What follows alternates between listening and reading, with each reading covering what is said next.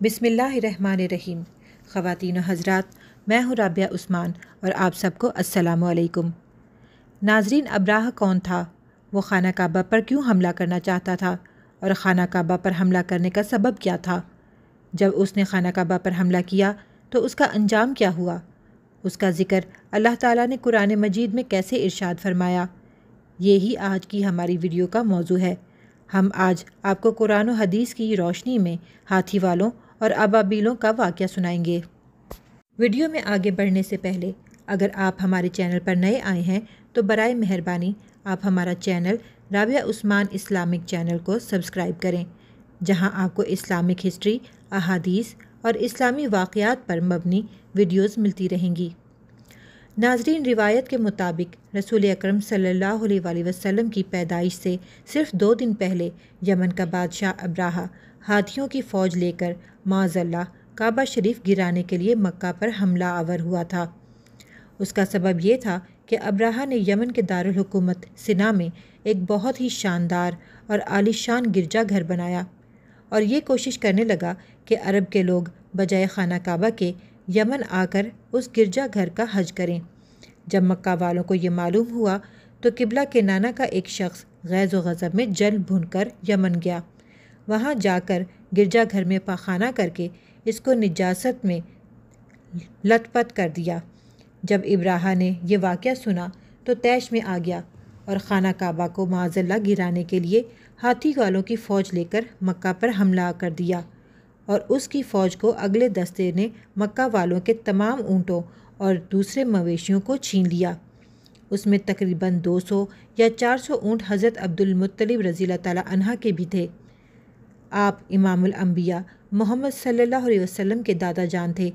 حضرت عبدالمطلب رضی اللہ تعالیٰ عنہ کو اس واقعے سے بہت دکھ اور رنج پہنچا۔ آپ اس معاملے میں گفتگو کرنے کے لیے ابراہہ کے لشکر کے پاس تشریف لے گئے۔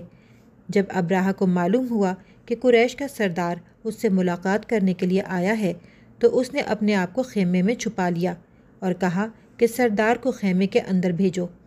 جب حضرت عبدالمطلب رضی اللہ تعالیٰ عنہ کو دیکھا کہ بلند قامت، روبدار اور نہایت حسین و جمیل آدمی ہے، پیشانی پر نور نبوت کا جاہ و جلال چمک رہا ہے، تو صورت دیکھتے ہی ابراہہ مرعوب ہو گیا اور بے اختیار تخت سے اتر کر آپ کو تعظیم و تکریم کے لیے کھڑا ہو گیا۔ اس نے آپ کو اپنے برابر بٹھا کر پوچھا، اے سردار قریش، یہاں آپ کی تشریف آوری کا کیا مقصد ہے؟ حضرت عبدالمطلب نے جواب دیا کہ ہمارے اونٹ اور بکریاں وغیرہ جو کہ آپ کے لشکر کے سپاہی ہانک لائے ہیں، آپ انہیں ہمارے سپرد کر دیں۔ یہ سن کر ابراہہ نے کہا، اے سردار قریش، میں تو یہ سمجھ رہا تھا کہ آپ بہت ہی حوصلہ مند اور شاندار آدمی ہیں، مگر آپ نے مجھ سے اونٹوں کا سوال کر کے اپنا وقار کم کر دیا۔ اونٹ بکری کی حقیقت ہی کیا ہے؟ میں تو آپ کے کعبہ کو توڑ پھوڑ کر برباد کرنے کے لیے آیا ہوں، آپ اس کے بارے میں کوئی گفتگو کریں۔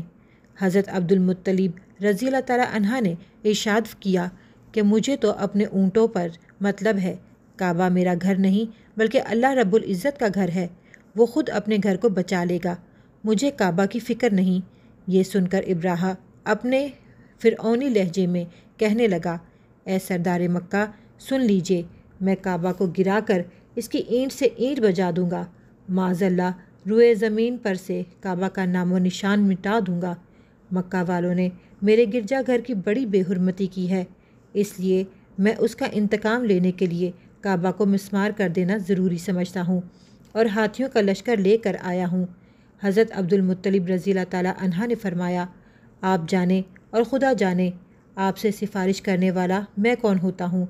ناظرین، اس گفتگو کے بعد ابراہہ نے تمام جانور واپس کر دینے کا حکم دیا اور حضرت عبدالمطلب تمام اونٹوں اور جانوروں کو لے کر مکہ مکرمہ واپس چلے گئے اور مکہ والوں سے فرمایا کہ تم لوگ اپنے اپنے مال مویشی لے کر مکہ سے نکل جاؤ اور پہاڑوں کی چوٹیوں پر چڑھ کر اور دروں میں چھپ کر پناہ لو۔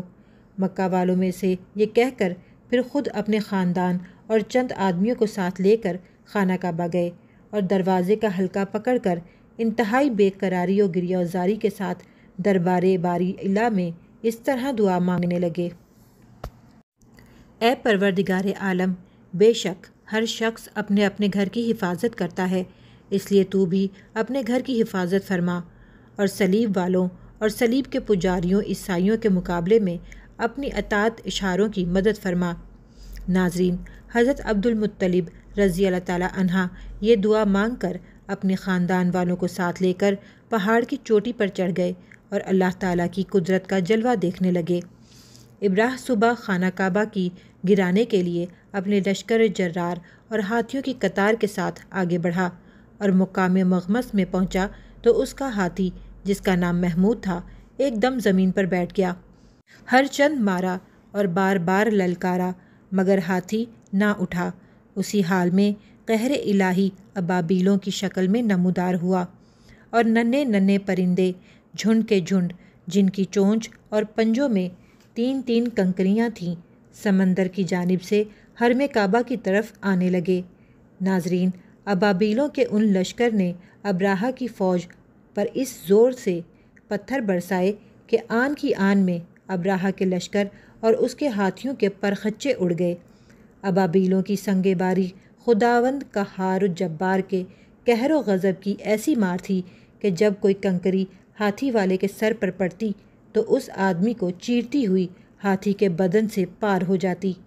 ابراہہ کی فوج کا ایک آدمی بھی زندہ نہیں بچا اور سب کے سب ابراہہ اور اس کے ہاتھیوں سمیت ہلاک اور برباد ہو گئے کہ ان کے جسموں کی بوٹیاں ٹکڑے ٹکڑے ہو کر زمین پر بکھر گئیں۔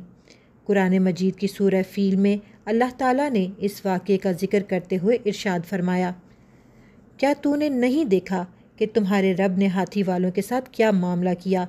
کیا ان کے مکر کو بیکار نہیں کر دیا؟ ان پر پرندوں کے جھنڈ بھیجے جو ان پر پکی ہوئی مٹی کی کنکریاں پھینکتے تھے، پھر انہیں ایسا کر دیا جیسے کھایا ہوا بھوسا۔ ناظرین، جب ابراہہ اور اس کے لشکر کا یہ انجام ہوا تو حضرت عبد المطلب رضی اللہ تعالیٰ عنہ پہاڑ سے نیچے اترے اور اللہ تعالیٰ کا شکر ادا کیا۔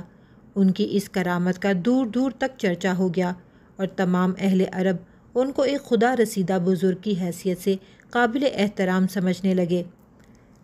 ناظرین، اسی امید کے ساتھ اجازت دیں کہ آپ کو ہماری ویڈیو پسند آئی ہوگی۔ ملتے ہیں بہت جلد ایک نئی تاریخی، تحقیقی اور معلوماتی ویڈیو کے ساتھ۔ دیکھتے رہیں رابعہ عثمان اسلامک چینل۔ اللہ رب العزت آپ کا حامی و ناصر ہو۔